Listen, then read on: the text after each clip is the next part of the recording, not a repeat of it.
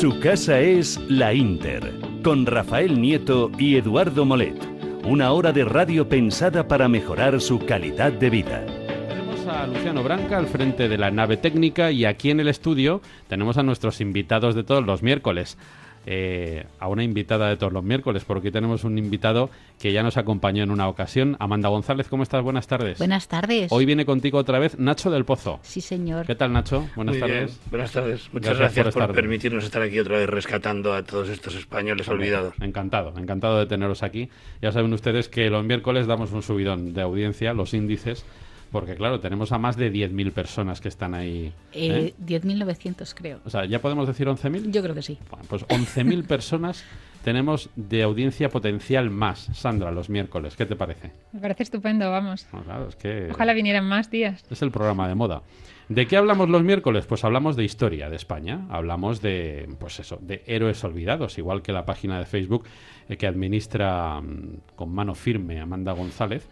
Donde repasamos pues esas vidas ejemplares que, bueno, desgraciadamente se han ido perdiendo pues en el olvido, desgraciadamente, porque no somos precisamente una nación que nos ocupemos mucho de aquellos hombres que más y mejor ejemplo han dado, hombres y mujeres. Efectivamente, sí. Además, estos días pasados Sí, pusimos de relieve nombres femeninos.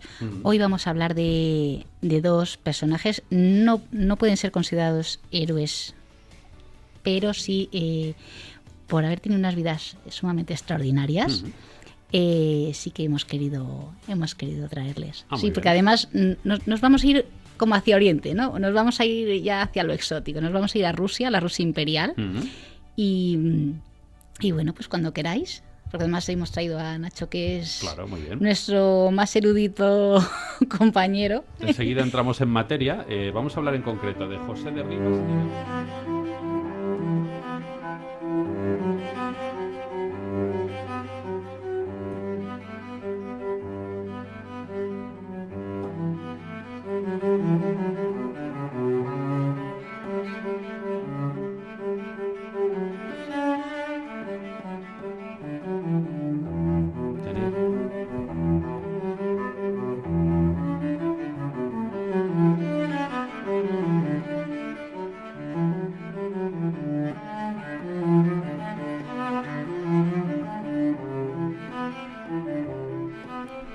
Bueno, tenemos dos enciclopedias andantes aquí en el programa. En Su casa es la Inter, sobre historia de España y sobre grandes personajes. Y además, como bien comentan muchos miembros de esa página de Facebook de Blas de Lezo y los héroes olvidados, no solamente es lo que saben, sino lo bien que lo cuentan, que es muy importante en un medio de comunicación. Así que os escuchamos con toda atención a los dos. ¿Por quién empezamos hoy? Pues voy a empezar por José de Rivas, no porque sea más relevante, sino porque es anterior en el tiempo. Muy bien. José de Rivas fue un español atípico. Eso es lo primero que hay que destacar del tan atípico, que nació en Nápoles, siendo español. Era de familia catalana, pero su padre estaba destinado en Nápoles. Nápoles era un reino unido dinásticamente al español, que había sido parte del reino de Aragón durante casi 4 siglos. Y hay que recordar que en aquella época el rey nuestro, Carlos III, fue primero rey de Nápoles antes de ser rey de España, porque sucedió a su hermano Fernando VI, que no tuvo descendencia. Entonces, José de Rivas nace de un padre catalán en Nápoles y allí empieza su carrera militar. Una carrera militar muy poco conocida, pero se sabe que llegó a capitán de infantería.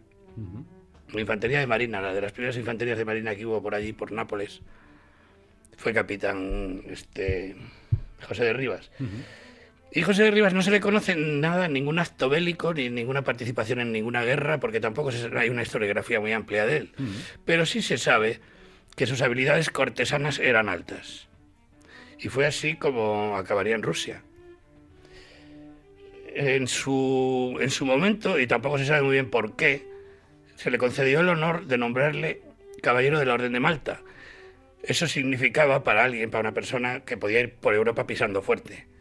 O sea, eso era un honor alto y que ya le reconocía en todas las cortes europeas.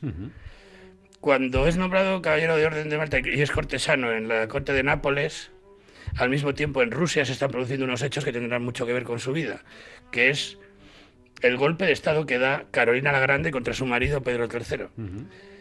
Pedro III era un zar, era un inútil. Era un hombre al que lo que más le gustaba en su vida era hacer batallitas con soldaditos de plomo en los salones del palacio. Y Catalina, que era polaca, por cierto, pues era una mujer de armas tomar. Y con los 2 oficiales de su guardia real, los hermanos Orlov, Grigori y Alexei, dio un golpe de estado, al zar lo quitó del medio y se puso ya de zarina. Esto fue importante porque uno de los hermanos Orlov siempre se dijo que fue Grigori, que fue amante de Catalina, pero bueno, a Catalina le han atribuido tantos amantes como frases famosas a Churchill. Y en ninguno de los 2 casos es posible, porque si Churchill se hubiera dedicado tanto tiempo a pensar esas frases y Catalina a tener tantos amantes, no hubieran sido los buenos gobernantes que fueron. Efectivamente. Entonces, pues, un Orlov se queda en Rusia como primer ministro de Catalina y el otro Orlov es enviado por Catalina a Nápoles porque por la corte europea hay una mujer funcionando que dice ser princesa rusa, que se llama Yelena Tarankova, una especie de Anastasia del siglo XX, que dice ser nieta de Pedro el Grande, lo cual ponía en peligro los derechos hereditarios del hijo de Catalina. Catalina envía a Alexei Orlov al reino de Nápoles para ver la forma de interceptar a esta mujer, llevarla a Rusia y allí, eso ya ahí te meten en la cárcel y se olvidan de ti, obviamente. Y eso es lo que hace Alexei, que no tiene la suficiente habilidad para hacerlo solo y recluta de alguna manera a José de Rivas, que se maneja muy bien en la corte, para engañar a esta mujer, llevarla al barco de Orlov y de allí se la llevan para Rusia, la encarcelan y nunca más se sabe. En pago por los servicios prestados, la zarina le nombra capitán de la guardia en San Petersburgo. Pero este hombre, que es un hombre que ya igual estaba harto de la vida cortesana, prefiere y solicita ir a la marina rusa en el Mar Negro. Es entonces cuando ya ha llegado al primer ministro Grigori Potenkin, que también se dice que fue amante de la zarina, ahí todo será. Sí. Y Potenkin le encarga a Rivas que vaya al Mar Negro a formar una flota que de alguna manera pare el cada vez más agresivo o la cada vez más agresiva fuerza de los turcos en la zona. Este hombre que llega allí y le dan muchos hombres, pero no le dan medios a Rivas, a José de Rivas. José de Rivas le dan unas compañías de cosacos, muy indisciplinados, pero buenos militares, que logra disciplinar de tal forma que incluso reflotan los barcos turcos hundidos en el Mar Negro, los calafatean, los arreglan y monta una flota de remos con cosacos para pacificar la zona. Sus éxitos militares, uno detrás de otro, logra controlar el delta del Dnieper y el delta del Danubio, los 2 ríos más importantes que vierten en el Mar Negro, remontándolos ambos a remo y causando verdaderas escabechinas entre los turcos. Y luego ya va por las 2 ciudades más importantes turcas, que son Izmail y Haysibin. Las 2 las toma, la primera con una cantidad de muertos horrorosa, más de 40.000, y la segunda, Haysibin, que era la antigua Odisos, ocupada por los griegos, es la que él prefiere para establecer una base naval y una ciudad. Y así se lo pide a Catalina la Grande, que le encarga la fundación de una ciudad que luego será la ciudad de Odesa, la perla del Mar Negro. Él, que es militar, pero bueno, sabe llevar hombres, construye esa ciudad, ayudado por pocos ingenieros, y los primeros habitantes son sus propios hombres, los cosacos. Luego Catalina le otorga un favor grande, que es eximir de impuestos a los rusos que vayan a vivir allí para poblarla mejor. Y entonces es un español, José de Rivas, el que funda la ciudad de Odesa. Los 2 años. Además tengo entendido que lo hizo en un tiempo récord, que es algo impensable, construir una ciudad y ponerla a funcionar en 2 años. A los 5 creo que ya tenía 4.500 habitantes. Tremendo, ¿no? Sí. Y además ya convertido en un puerto muy, muy importante del Mar Negro. O sea, que fue increíble lo que hizo este hombre. Vamos a hacer una pequeña pausa, que hay que hacer siempre a esta hora. 2:57. Está siendo interesantísimo descubrir a José de Rivas para el gran público, porque como ustedes han comprobado, para Nacho del Pozo no lo es en absoluto. Conoce al detalle la historia de... Desde aquí que ha estado Amanda González cantando. Mientras ustedes lo escuchaban, ella cantaba a Lolita Sevilla y este precioso Cántame un paso doble español, que es muy nuestro, como muy nuestro era José de Rivas, aunque naciera en Nápoles, ¿no, Nacho? Bueno, y creo que tenía madre, creo que su madre era inglesa, pertenecía a la aristocracia inglesa, que quizá por eso, por saber italiano, español, inglés, por tener ese dominio de los idiomas, yo creo que quizá ese fue su pasaporte Se pudo mover bien. a Rusia. Sí, ¿no? Y como comentaba Nacho, ¿no? Moverse bien en la corte. De hecho, tengo entendido que a su boda, se casó con una dama de la alta nobleza rusa, a su boda asistió la zarina y las 2 hijas del matrimonio, pues la madrina fue Catalina, o sea que efectivamente se movía bien. Y también creo que pertenecía al selecto círculo de las Águilas de Catalina. Cuando tomó la fortaleza de Ismail, que lo estábamos comentando antes, gracias a un ingenioso plan, remontó el Danubio. Y creo que aquello sí que le facilitó, bueno, pues ya pertenecer a ese selecto grupo. Era como una élite de generales militares. Bueno, pues Bueno, continuamos. por acabar con la etapa de José de Rivas en Odessa y haciendo un guiño a la gente del cine que le guste el cine, hay una película extraordinaria que es un clásico del cine, la película del director soviético, aunque nacido en Letonia, Sergei Eisenstein, Acorazado Potemkin, que narra los hechos ocurridos en Odessa, precisamente cuando un acorazado de la Armada rusa se puso al lado del pueblo contra el ejército del zar en la revolución bolchevique. Y hay una escena que es la más conocida, una de las más conocidas de la historia del cine, que es la escena en la que la gente huye despavorida por unas escaleras enormes que construyó precisamente José de Rivas. Esas escaleras van desde un alto de la ciudad hasta el puerto. Y justo en ese alto hay un monumento, y se ve en la película, hay un monumento de un señor que sale con una pala y un plano que es José de Rivas. Y justo ahí empieza una calle que se llama Derivasovskaya.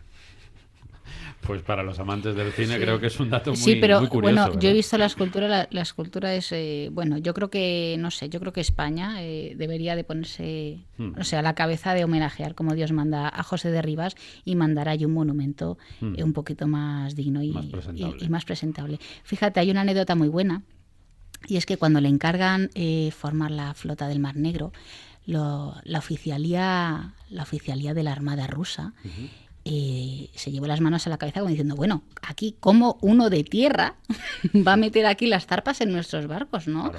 Y claro, y dijo Catalina, yo tengo la solución, no os preocupéis, yo soluciono el problema. ¿Sabes lo que hizo? Le nombró vicealmirante y se quedó más ancha que larga. Sí, y luego cuentan que sí que murió en San Petersburgo.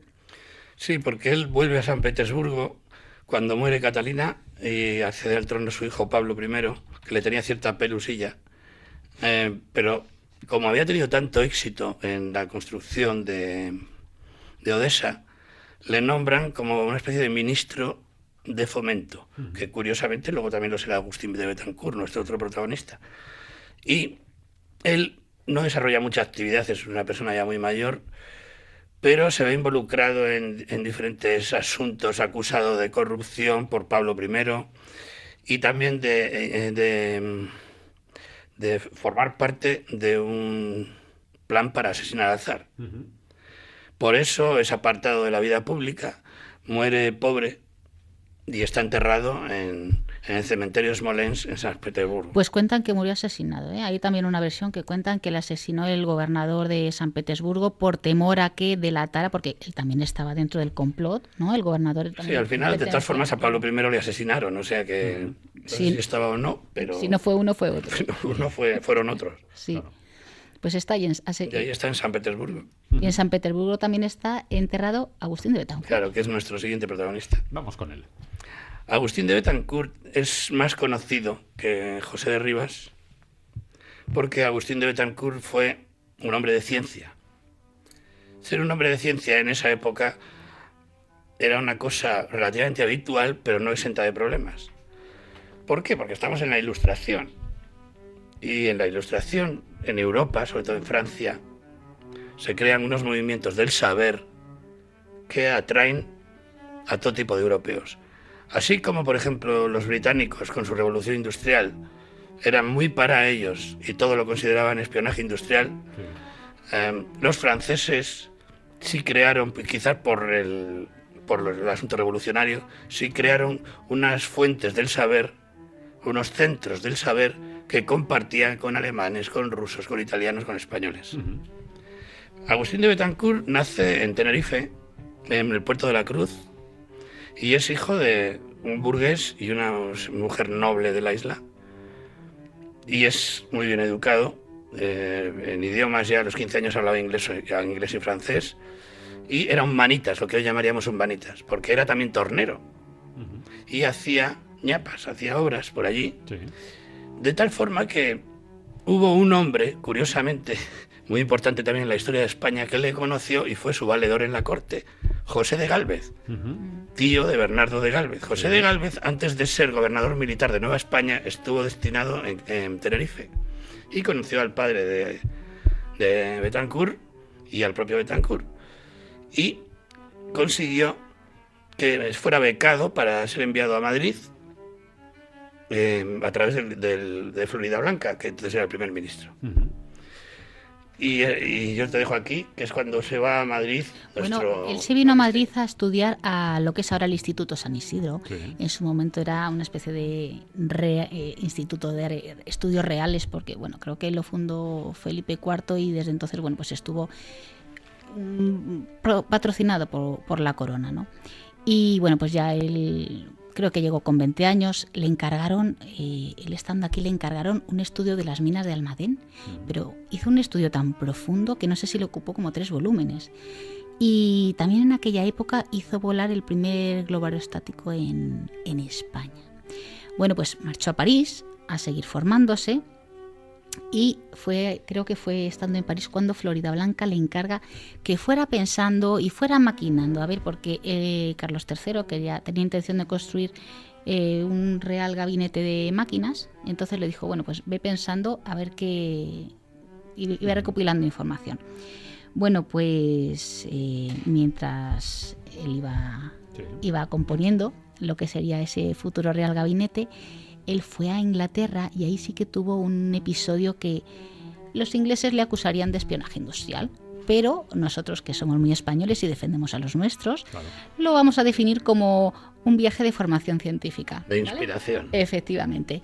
Él lo que hizo durante los 2 meses que estuvo en Inglaterra visitó una fábrica donde había una máquina de vapor de doble efecto o algo así, y solo con verla consiguió reproducirla, y no solo eso, sino mejorarla. Con lo cual, bueno, pues... Llamarle a eso espionaje industrial, claro, es bastante osado, como casi todo lo que hacen los ingleses, por otra parte. Efectivamente, así que, bueno, eso dio muestra del extraordinario talento que tenía. Y bueno, creo recordar que también por aquel entonces se estaba preparando lo que sería la mayor expedición científica, a mi gusto, que se ha hecho en España, que fue la expedición Malaspina.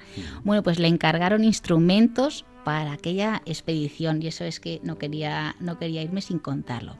Bueno, pues finalmente Carlos III crea el Real Gabinete de Máquinas y Agustín de Betancourt pues publicó un primer catálogo de modelos que contenía, atención, 270 máquinas, 358 planos y más de 100 memorias que Betancourt había diseñado y recogido durante su estancia en París.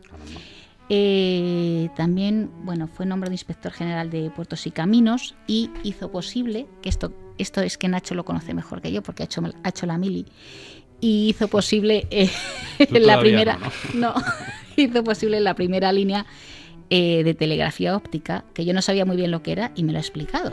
La telegrafía óptica fue un invento de Betancourt, por la cual a través de espejos y desde puntos con una altura determinada pero importante, que pudieran verse picos de montes, lo que hacía Betancourt era reflejar en mapas las alturas de un sitio para que tú pudieras desde ese sitio ver los otros y con espejos mandar señales.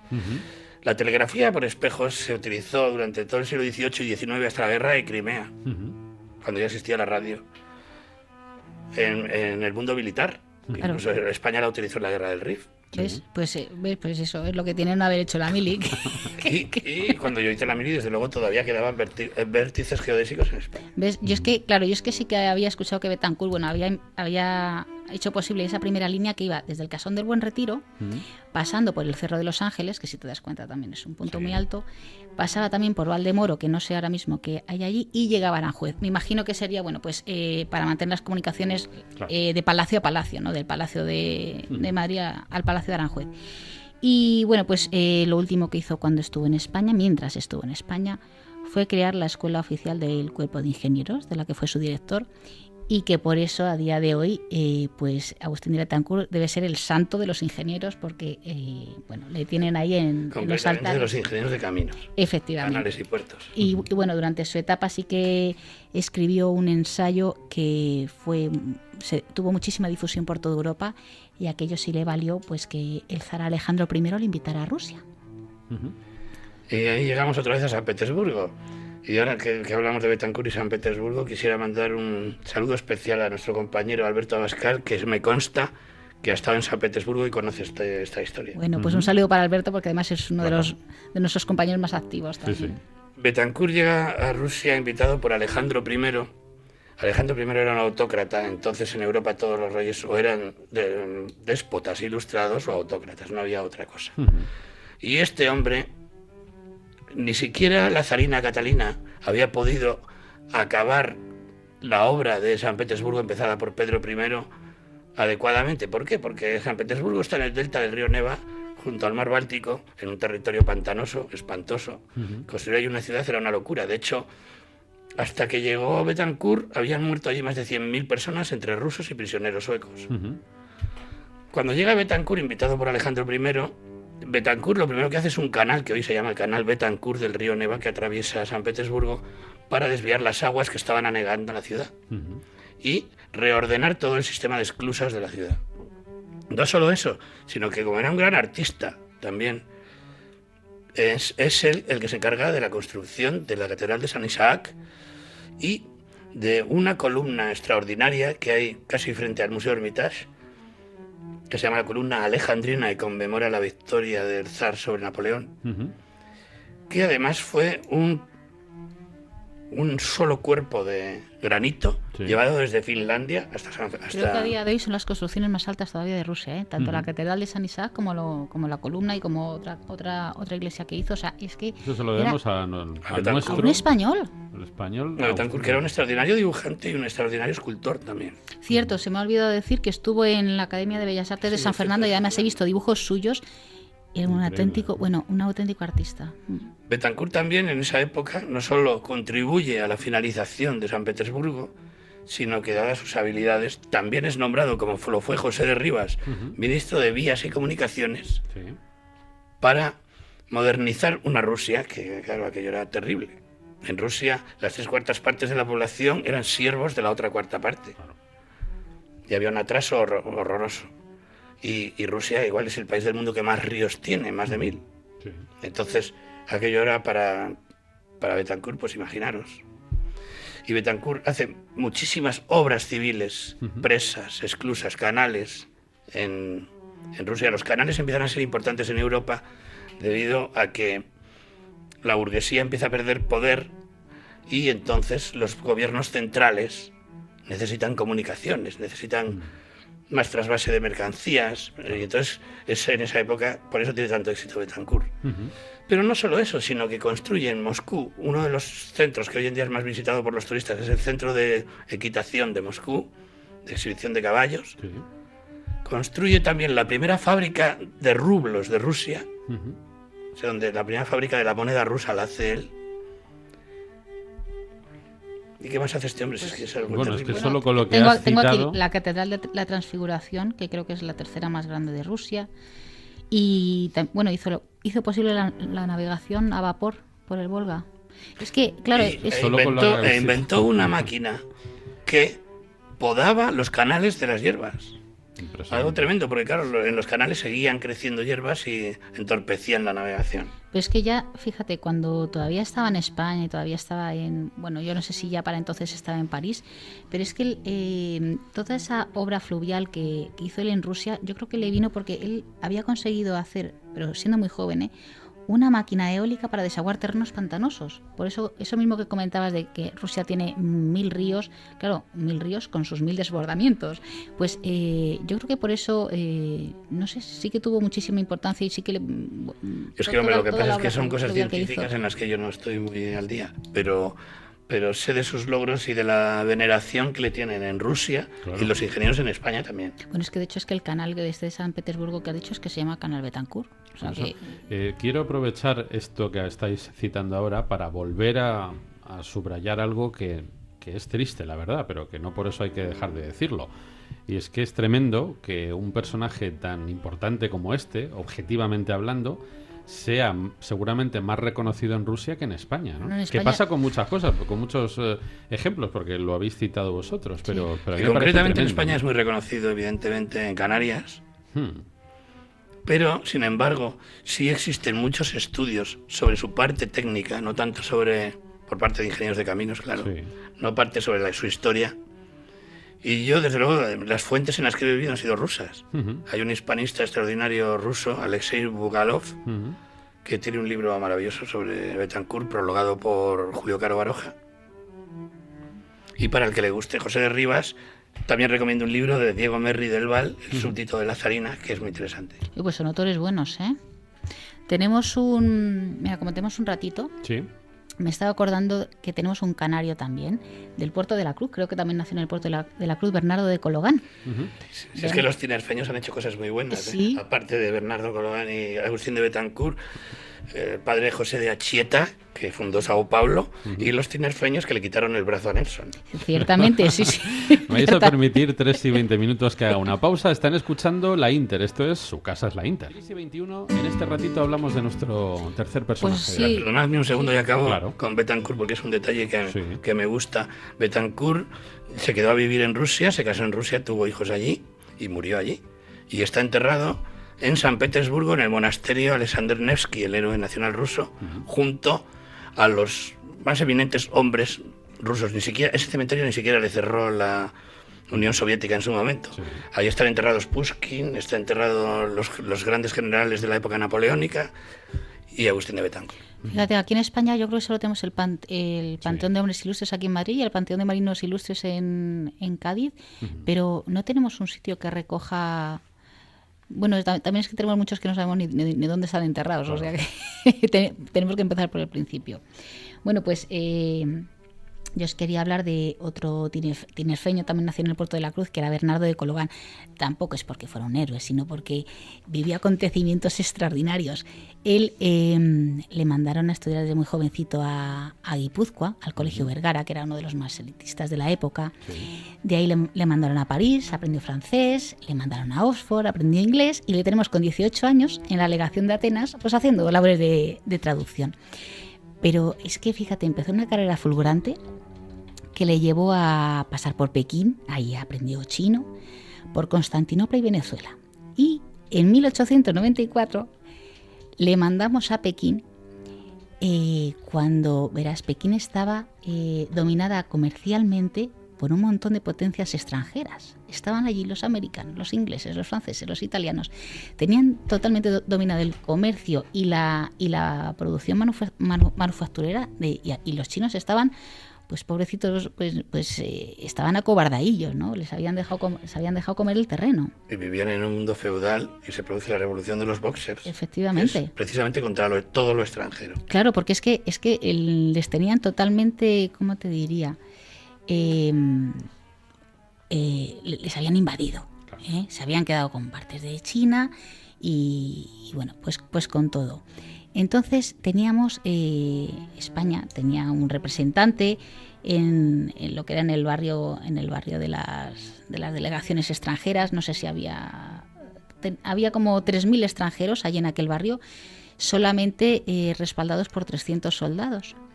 Bueno, pues los chinos efectivamente se formaron, no tenían armas, el ejército imperial chino, la emperatriz no les dio cobertura. Entonces, bueno, pues los chinos, ¿qué hacían? Pues entrenarse en su casa con las artes marciales, que era con lo único que podían pelear, ¿no?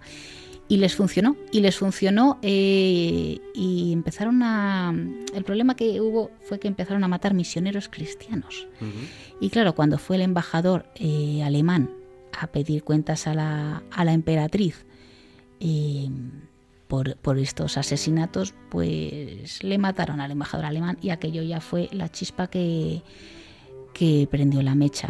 Y empezó un largo asedio de 55 días. Fue, como bien dice, la rebelión de los Boxer contra el barrio extranjero, y bueno, se vivieron momentos terribles.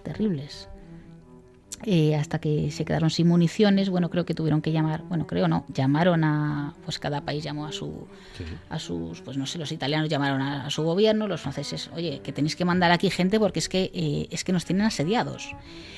Bueno, pues fíjate que durante se les liberó, ¿vale? Pero durante las negociaciones de paz, durante los, no sé si fueron 2 años conversaciones de, bueno, qué es lo que había pasado allí, ¿sabes dónde se realizaron todas las más de 100 reuniones que hubo? Se realizaron en la embajada española. Allí solo teníamos un español, que era Bernardo de Cologán. No teníamos ejército, no teníamos nada, teníamos allí un representante, pues por decir que España estaba allí representada.